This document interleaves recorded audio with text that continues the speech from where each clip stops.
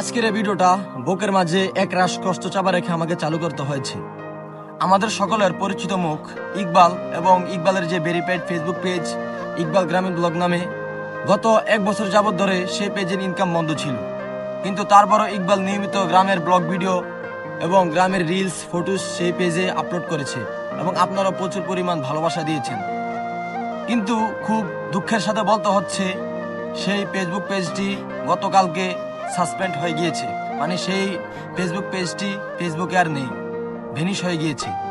আসলে ভাই, যার হারায় সে বুঝে। আপনি আমি শত চেষ্টা করো তার এই কষ্টটা উপলব্ধি করতে পারবো না। তার 4,39,000 ফলোয়ার গড়ার পিছনে তার 5 বছরের পরিশ্রম ছিল। তার এই কষ্টটা আমি আমার নিজ চোখে দেখেছি।